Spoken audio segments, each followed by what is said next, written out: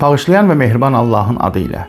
Əziz müsəlmanlar, mübarək Ramazan ayımızın sonuncu 10 günlüyünün sonuncu Qədir gecəsinə yaxınlaşırıq. Qədir gecəsi Allah Taala'nın öz bəndələrinə olan xüsusi imdadlarından və köməklərindən biridir. Niyə? Çünki Qədir gecəsi hər il təkrarlanır. Hər il Allah Taala bizlərə imkan yaradır ki, günahlarımız üçün bağışlanmağa onun qapısına gələk, müqəddəratımızı təyin eləsin. Əzizlərim, müqəddəratın təyin olunması da məhz bu gecə Hz. İmam Zaman əleyhissalamın adı ilə bağlıdır. Qədir gecəsini dərk etmək nə deməkdir? Qədir gecəsini dərk etmək, oyaq qalmaq Qədir gecəsində onu dərk etmək deyil. Quran başa qoymaq Qədir gecəsini dərk etmək deyil.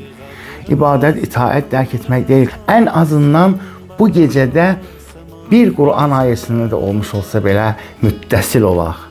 Quran ayəsinin həqiqətini varaq, həqiqətini tanıyaq. Əgər o Quran ayəsi bizim daxilimizdə, bizim canımızda, qanımızda həqiqətən də əks olunsa, təcəlli eləsə, biz onda Qədir gecəsini dərk etmiş olarıq. Və Qədir gecəsini dərk etmək sözünün mənası bir də budur ki, Allahın vəlisinə müttəsil olmaq.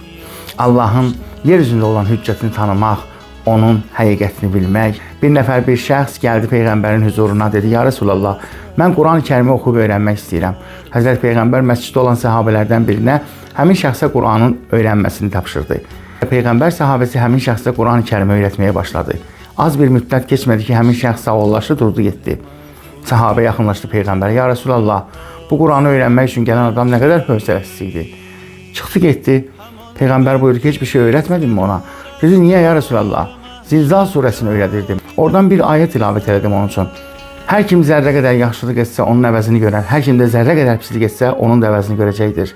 Həmin şəxs bu ayəni eşitdikdə sual etdi ki, bu həqiqətən də Quranın ayəsidir. Dedim, bəli. O dedi, mənə bu qədər kifayətdir.